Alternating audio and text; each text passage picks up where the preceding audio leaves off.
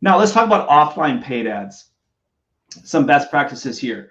Um, First of all, you need to have a specific call to action on the paid ad. So what most people do is they will say they'll put a phone number on the ad, or maybe they'll put a website address. But you need to go more than that to really track the effectiveness of the ad. So as an example, if you're going to use a phone number, you should have a market expansion number that's specific to that ad.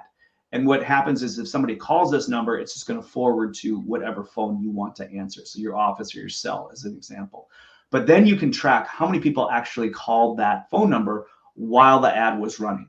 So if you put an ad in a newspaper and it's going to run for one day, you can look and say, how many calls did I get from, say, the 48 hours after that ad ran? So then I know, okay, this was my return from running that ad. Same thing if you're doing it on say a direct mail postcard, you can do it there. You can also do it on different, even online banner ads. But so it's always good to use a unique phone number so you can track how many people call. Now, you can also do an online offer using a QR code. And I really like this, the QR code. So the QR code, not only can you track how many times that QR code gets used, so you can see what your ROI is from that ad, but it also will get them to, say, a landing page. So we would use this, like when we do events, we have a very specific URL for that landing page. So we just put a QR code on the postcard, and this is for a lot of our remodeling clients. We'll then do a geographic farming, where we want to hit specific neighborhoods for that event. Click on the QR code that takes you right to the landing page. They can take and fill out the form, opt in to come to the event. So QR codes work well.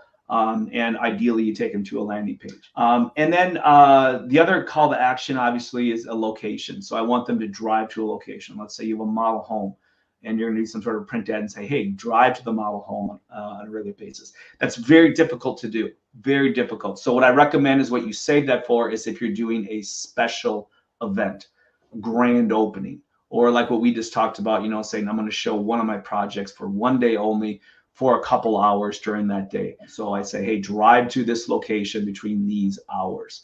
Ideally, I'm going to try to get them to RSVP for that. But at the end of the day, if I can't, I just want to get them there. And again, if I try to do that like every weekend for like an open house, like for a model home, it's going to be really, really difficult to track the return on investment.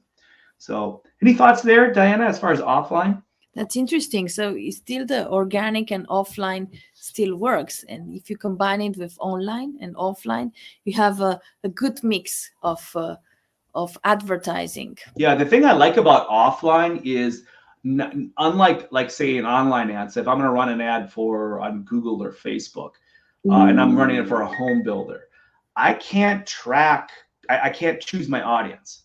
But if I'm running like say print ad, like right as an example, right now we have a client and they're selling homes to one level villa homes with an association. So no yard work, really no snow removal, and there's an association to take care of. We're attracting like say a 55 plus demographic. These people are empty nesters. They maybe are already retired. They want one level living and they don't want to have to do yard care and snow removal. Okay, so we know our audience.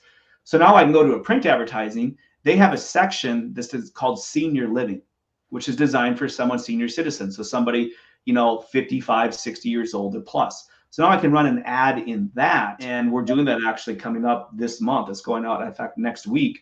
We're doing a grand opening event. So we're putting an ad in there and, to drive them to that. So I'm more targeted with that offline ad than I could ever be with an online ad. But again, special events work good. I don't like to run consistent ads in the paper because it's just kind of a waste of money. So we'll save our budgets for special events.